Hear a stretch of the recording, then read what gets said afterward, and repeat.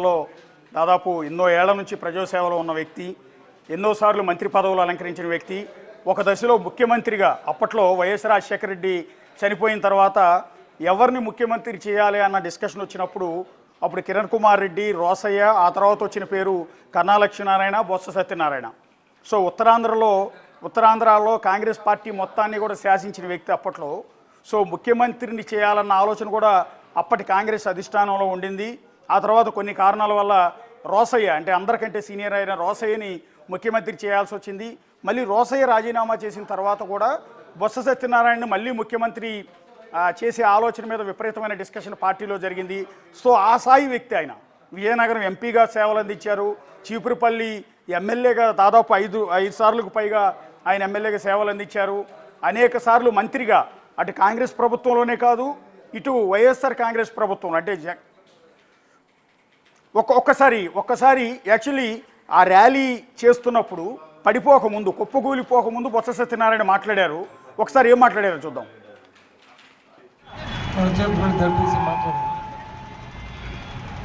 విషయం అంతా చెప్పారు. ఈరోజు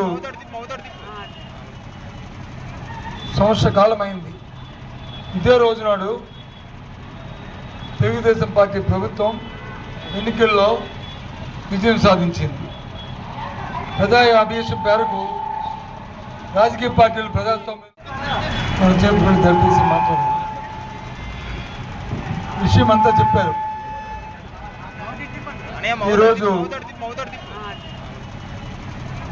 సంవత్సర కాలం అయింది. ఇదే రోజు నాడు తెలుగుదేశం పార్టీ ప్రభుత్వం ఎన్నికల్లో విజయం సాధించింది. ప్రజా ఆదేశం మేరకు రాజకీయ పార్టీలు ప్రజాస్వామ్యం. వాస్తవానికి బొత్స సత్యనారాయణ మాట్లాడలేదు అనుకున్నాం. ఇప్పుడే మనకు ఆ వీడియో కూడా వచ్చింది.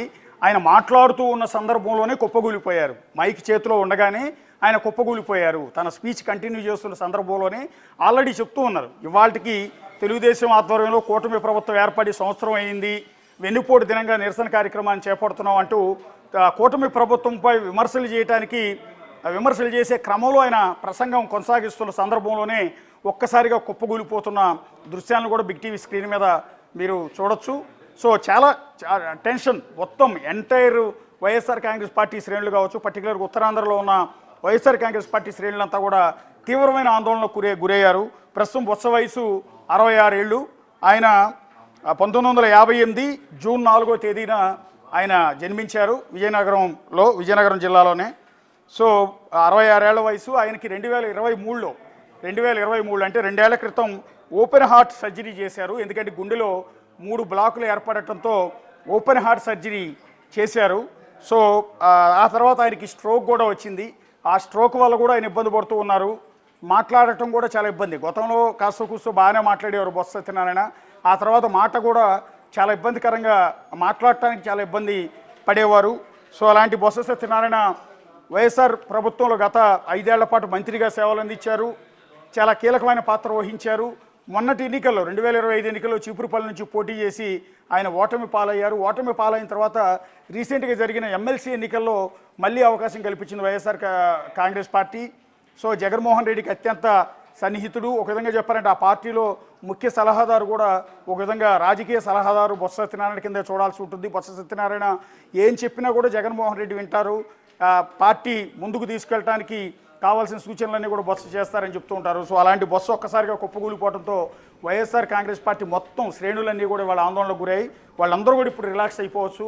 ఆయనకి ఏమీ కాలేదు. సంపూర్ణ ఆరోగ్యంతో మళ్ళీ బొత్స సత్యనారాయణ మళ్ళీ జనాల్లోకి రాబోతున్నారు. ప్రస్తుతం రెస్ట్ తీసుకుంటూ ఉన్నారు. ఆయనకి ఎలాంటి స్ట్రోక్ కాదు, కేవలం సన్ స్ట్రోక్ మాత్రమే తగిలిందనేది ఇప్పటివరకు ఉన్న updates. Right, thank you Ashok.